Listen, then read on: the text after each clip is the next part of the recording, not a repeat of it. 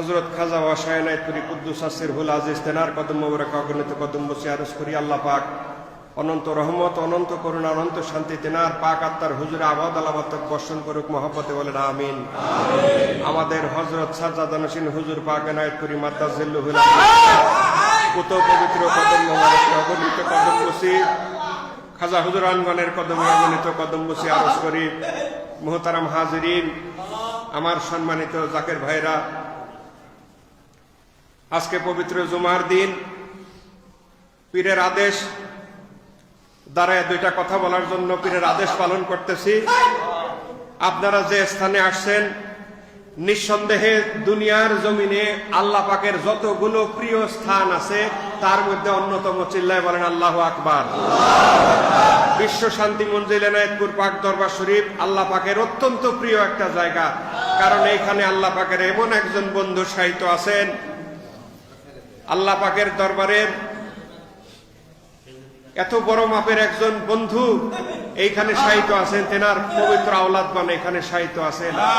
আল্লাহ পাকের দরবারে তার বন্ধু খাজা এনায়েতপুরের কি মর্যাদা দুনিয়ার জমিনে যারা সাহেবে কাশফ আছেন তারা জানেন। আর এই বিশ্বাসের উপরে, এই তরিকার উপরে, সিরাতুল মুস্তাকিমের রাস্তার উপরে যারা শেষ নিঃশ্বাস ত্যাগ করবেন, মৃত্যুর সময় থেকে আপনারা বুঝতে পারবেন আল্লাহর দরবারে খাজা এনায়েতপুরের কি মর্যাদা ছিল। মুহতারাম হাজিরিন, খাজা এনায়েতপুরি কোনো ছোটখাটো ওলি আল্লাহ না। হযরত মুজাদ্দিদ আল ফেসানি রাদিয়াল্লাহু তাআলা আনহু সাহেবের পরে এই আখেরি জামানায় খাজা এনায়েতপুরির মতো এত উচ্চ মাপের ওলি আল্লাহ আর কেউ নাই, আর কেউ আসবেন না। খাজা হুজুরের জীবনী যদি আলোচনা করেন, খাজা হুজুরের জীবনী যদি বিশ্লেষণ করেন, খাজা হুজুর বিদায়ী শতাব্দীর মুজাদ্দেদ। শুধু উনি এনায়েতপুর শরীফের জন্য, বাংলাদেশের জন্য মুজাদ্দেদ না, এই মুজাদ্দেদিয়াত উনার বিশ্বব্যাপী। আমাদের তরিকার ইমাম হযরত মুজাদ্দেদ আলফে সানি দ্বিতীয় সহস্রাব্দের মুজাদ্দেদ, আর খাজা এনায়েতপুরি শতাব্দীর মুজাদ্দেদ। খাজা এনায়েতপুরি উনার নেসবতের অন্যতম শতাব্দীর একজন শ্রেষ্ঠতম মুজাদ্দেদ, জেনার পবিত্র বাণী আপনারা যদি কালবের ভিতরে খুব ঠান্ডা ভাবে গভীর ভাবে চিন্তা করে দেখেন, খাজা হুজুরের অধিকাংশ বাণী হে তামাম পৃথিবীর মুমিন মুসলমান সকল, ঠিক কিনা বলেন? খাজা হুজুরের বাণী না এটা? হে তামাম পৃথিবীর মুমিন মুসলমান সকল।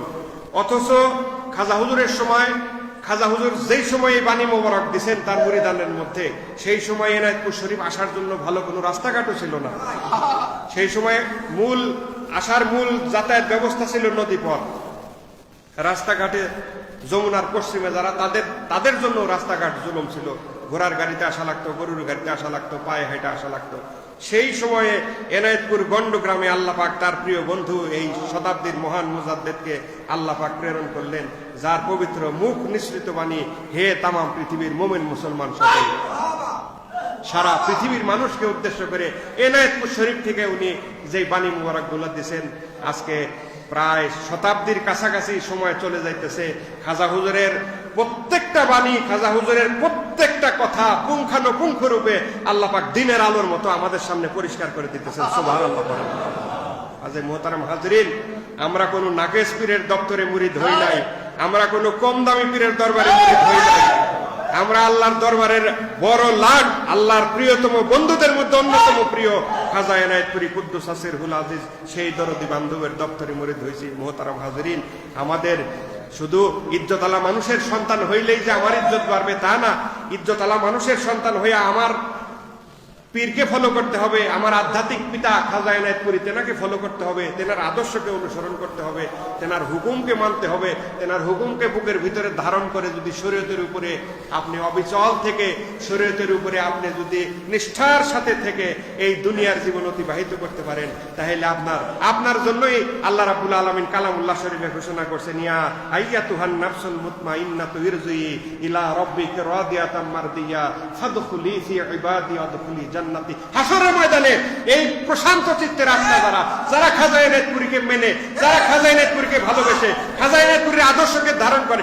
খাজা এনায়েতপুরীর আদর্শ কেন ধারণ করবেন?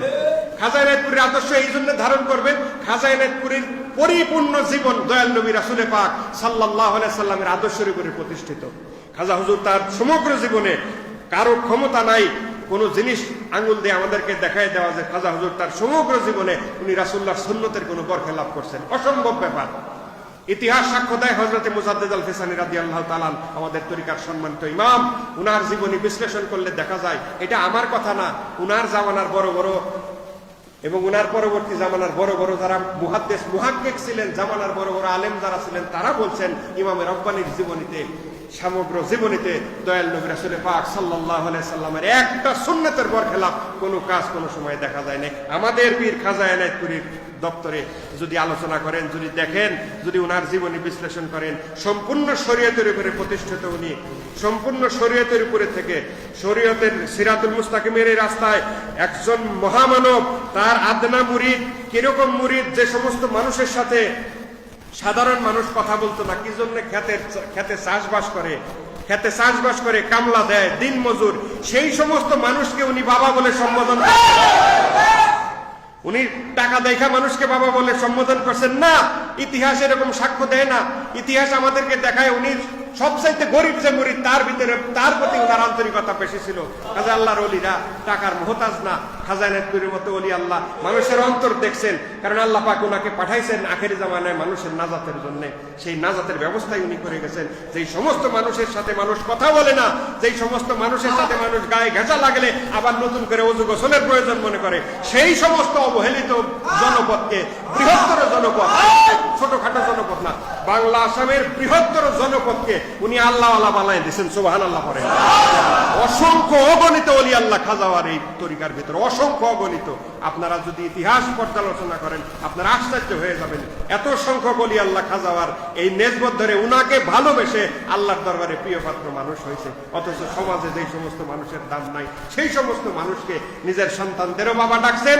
ওই যে হাইলা চাষা আমরা বলি গ্রাম্য ভাষায়, ওই ভ্যান চালক, রিক্সা চালক, এই সমস্ত দিন মজুর যারা আছে, সোজা বাংলায় যদি বলেন দিন মজুর যারা আছে, সেই শ্রেণীটাকে খাজা হুজুর ভালোবাসা উনি বাবা বলে সম্বোধন করছেন। আর এই বাবার বাবা ডাক একবার যার কর্ণকুহরে পৌঁছাইছে, জীবনের মতো উনি আর খাজা হুজুরকে ভুলতে পারেন নাই। মোহতারাম হাজিরিন, সেই জিনিস, সেই বাবার মধুর ডাক দীর্ঘ 34-35 বছরের বেশি সময় আমাদের তৃতীয় সাদ্দাতুন হুজুর পাক হযরত মাওলানা শাহ সুফি খাজা কামাল উদ্দিন নহমিয়া বখশিদি কুদ্দুস সিরহুল আজিজ, আমার হুজুর পাক সেই বাণী, বাবার সেই বাণী বাংলা আসামে সারা বিশ্বে প্রচার করে গেছেন। জীবনে কোনোদিন উনার আমরা দেখছি, আমি আমার ব্যক্তিগত জীবনে আমি একটা কথা আজকে না বললেই নয়, আমি মহান হযরত সাজ্জাদুল হোসেন হুজুর পাকের কদমে আমি ক্ষমা চেয়ে বলতেছি, কথা বলা বেয়াদবি, কিছু কথা না বললেই নয়। কিছু কথা এমন আছে যেটা আমাদের আত্মাদের আমরা অনুভব করছি, সেটা জাকেররা শুনলে জাকের আত্মার প্রশান্তি পাবে। করোনা মহামারী যাইতেছে, করোনা মহামারী, সেই সময়ে কাছের কিছু জাকের ভাই ইন্তেকাল করলেন, কলিজায় এত কষ্ট লাগলো। আমি নিজেও 2 বার কোভিড অ্যাটাক হয়েছে করোনা মহামারীর সময়। কিছু জাকের ভাই, কিছু আত্মীয় স্বজন, কিছু কাছের মানুষ দুনিয়ার থেকে বিদায় হয়ে গেলেন। কলিজায় এত বরদাস্ত হয় না, দিশেহারা অবস্থা।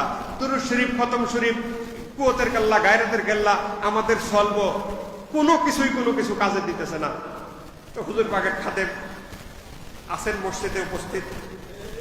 আমি ফোন দিয়ে বললাম, ভাইজান দেয়ালে পিঠ ঠেকে গেছে, এখন হুজুর পাকের কাছে এই সময় যদি হুজুর পাক দোয়া করেন, শুধু উনার দোয়াই আল্লাহ শুনবেন। এই মহাবিপদ থেকে উনার দোয়া ছাড়া আমরা উদ্ধার পাবো না। দয়া করে বলেন এটা উনাকে। যথারীতি হুজুর পাকের কাছে জানানো হইল। হুজুর পাক ফোনে আমার সাথে কথা বললেন, দয়া করে বললেন যে মালিক সাহেব, বাংলা আসামে বাবার নেসবতের লক্ষ লক্ষ মুরিদ, একজনের মাথায় এটা আসলো না যে হুজুর দোয়া করলেই করোনা ভালো হবে। আপনার মাথায় এটা কিভাবে আসলো, আপনি এটা কিভাবে বললেন? আমি বললাম, হুজুর পাক বেয়াদবি ক্ষমা চাই, আপনি যে আসেন সেটা খাজায় না, আপনি খাজাওয়ার প্রতিনিধি, আপনি এই মসনদে থেকে আল্লাহর দরবারে যদি প্রার্থনা করেন আল্লাহ ফিরাবেন, এটা আমাদের চরম বিশ্বাস। আমার কথা শুনে হুজুর পাক একটুক্ষণ চুপ করে থেকে বললেন, মালিক সাহেব, আমি বললাম করোনা থাকবে না, জান করোনা থাকবে না। মোহতারাম হাজিরিন, এর 10 মিনিট পরে হুজুর পাক আরো কিছু কথা বললেন। 10 মিনিট পরে আবার আমাকে ফোন দিলেন। ফোন দিয়ে বললেন যে আচ্ছা মালিক সাহেব, একটা কথা আপনাকে জিজ্ঞেস করি। হুজুর পাক, আমি যে আপনাকে বললাম যে করোনা থাকবে না, এটা আমি কি শক্তির বলে আপনাকে বললাম? আমি এত বড় কথা আপনাকে কিভাবে বললাম? আমি বললাম হুজুর পাক, বেয়াদবি ক্ষমা চাই, এইটা আপনি বলেন নাই। খাজা এনায়েতপুরীর মসনদে আপনি বসছেন, খাজা আপনাকে বলাইছেন। হুজুর পাক আমার জবাব শুনে খুশি হইলেন। মোহতারাম হাজিরিন, যেভাবেই হোক কোভিড অ্যাটাক নিয়ে 2 বার যেহেতু আমি অ্যাটাক হয়েছি, খুব ভয় পাইতাম করোনা নিয়ে। আমার ছোট 2টা সন্তান আছে, আমি নিজেও খুব ভয় পাইতাম।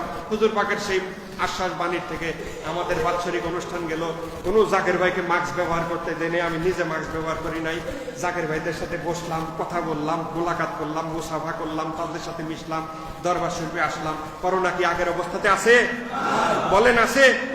উনি যে দোয়া করলেন, দেখেন, যোগ্য বাবার যোগ্য সন্তান খাজা এনায়েতপুরী, বিদায়ী শতাব্দীর মুজাদ্দেদ, বিশ্বের সবার জন্য উনার পাক প্রতিনিধি, উনার মসনদে যারা বসেন, উনারাও সারা বিশ্বের লিমিটেড কোন মানুষের জন্য একেবারে ওলি আল্লাহগণ দুনিয়াতে আসেন না।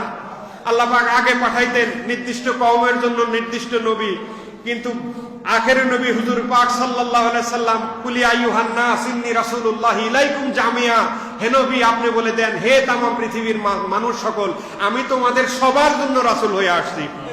আচ্ছা, সেই নবীর নায়েবে নবী যারা, আকাবেরে আউলিয়া যারা, তারা সকল বিশ্বের সকল মানুষের জন্য আসেন, নির্দিষ্ট কোনো কওমের জন্য আসেন না। জাকের ভাইদের পক্ষ থেকে আমি দেয়ালে পিঠ থেকে গেছে, আমি হুজুর পাকের কাছে ফরিয়াদ জানাইলাম চরম পরম বিশ্বাস নিয়ে। উনি দোয়া করলেন, খাজাওয়ার পাক প্রতিনিধি, উনি দোয়া করলেন, আল্লাহ সেই দোয়া শুনলেন। সেটাতে শুধু আমরাও উপকৃত হই নাই, তামাম বিশ্ববাসীও সেটা। সুবহানাল্লাহ পড়েন, মোহাব্বতে দুরূদ শরীফ পড়েন। আল্লাহুম্মা সাল্লি আলা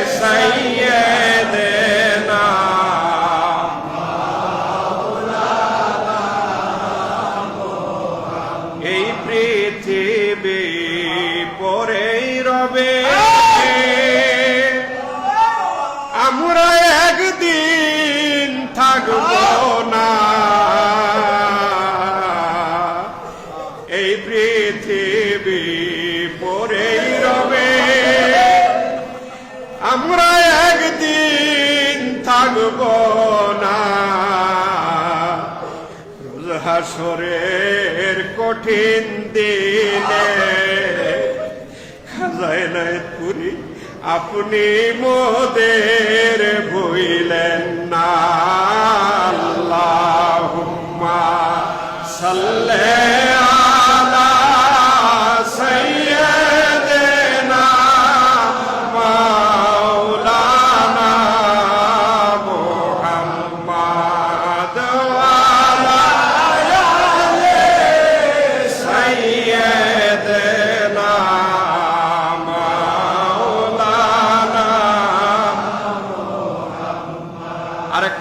সংক্ষিপ্ত কথা আপনাদের সামনে আরজ করতে চাই। আগামী 18ই জানুয়ারি বাবার দরবারের পরম পবিত্র, ঐতিহাসিক পরম পবিত্র ওরস শরীফ, আপনারা সবাই চিঠি পাইছেন না? চিল্লায় বলেন, পাইছেন না? আপনারা ওরস শরীফের তারিখ সবাই জানেন না? এখন থেকে 8 ঘাট বেঁধে বাবার ওরস শরীফকে কিভাবে সুন্দর করা যায়, আগের থেকেও কিভাবে সুন্দর করা যায়, আগের থেকেও কিভাবে খেদমত বাড়ানো যায়, আগের থেকে কিভাবে জৌলুস বাড়ানো যায়, এই চেষ্টা আপনারা করবেন। আপনারা এখন যদি মনে করেন যে তৃতীয় গদিনশীন হুজুর পাক উনি দুনিয়াতে নাই, এখন নতুন গদিনশীন আসছেন, আমরা কারে দেখাবো, কার জন্য করব, ভুল, এটা ভুল। এই ব্যাখ্যা খাজা এনায়েতপুরী ইন্তেকালের আগে দিয়ে গেছেন। উনি বলছেন আমি আজিমুস শান হুজরাতে থাকবো, আমার মুরিদেরা চতুর্দিকে ঘুরে ঘুরে আমার আর আমি তাকায় তাকায় তাদেরকে দেখবো।